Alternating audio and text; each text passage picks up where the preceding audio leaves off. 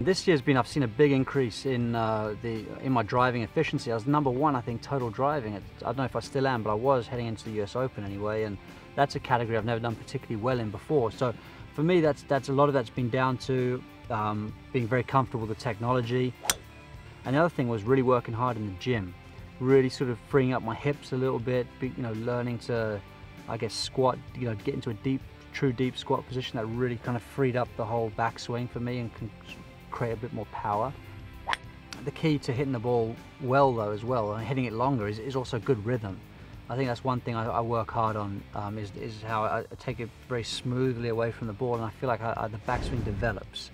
I feel like a lot of people are in a bit of a rush to get to the top, and certainly in even more of a rush to get to the ball. And another nice thought for amateurs is to make the fastest point of their swing a foot past the ball. It'll never actually be the case. You're always going to be the quickest at the ball, but if you're thinking about the fastest point of your swing being past the ball, I think you're going to be a lot more patient into impact.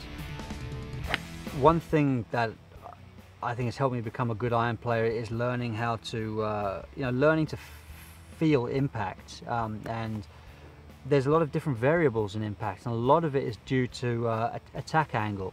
And this is where the TrackMan's helped a lot of players and a lot of coaches, is that basically angle of attack, in a sense, affects club path.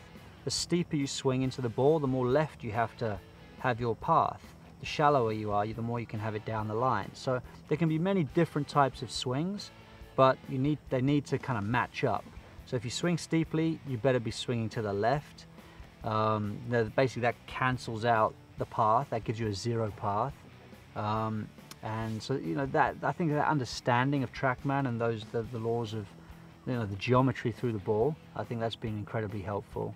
But I guess compressing the ball, hitting down on it, that's what I've probably increased more than anything with working with Sean. I used to try and sort of be very shallow and return the club at 90 degrees. I now have a little bit of forward lean with the hands at impact, and I feel like that really helps my strike, but also it stabilizes the face through impact as well. To get forward lean, you have to get your weight onto your left side. If you're hitting from your right leg, you're always going to flip it. So basically, just really getting through the shot, feeling like post impact, you've got 90% of your weight on your left leg. I think if you do that, you're going to start to at least give yourself a chance to make a good impact.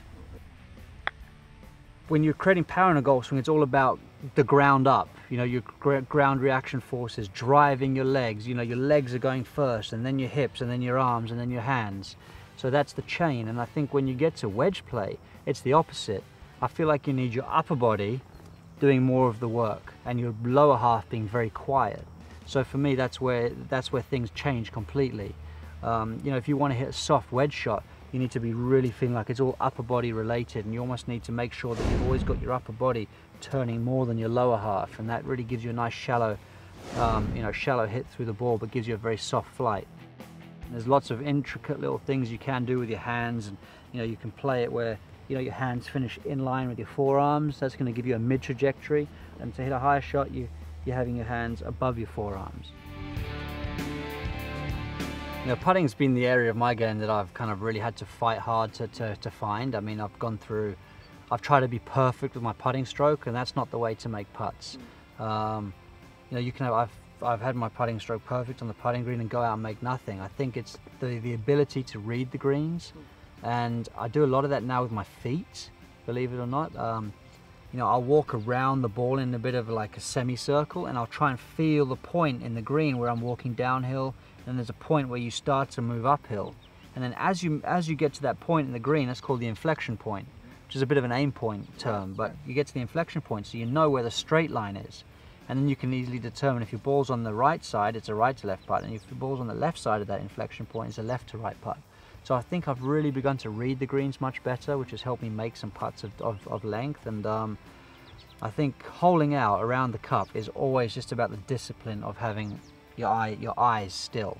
I think as soon as you start peaking with the short ones, I mean, that's where, if your eyes move, your upper body moves. If your upper bodies move, your hand, it just creates all sorts of problems. So for me, the biggest thing an amateur can do is keep their eyes still and feel like the putter goes past their sort of peripheral vision, keeping their eyes very quiet.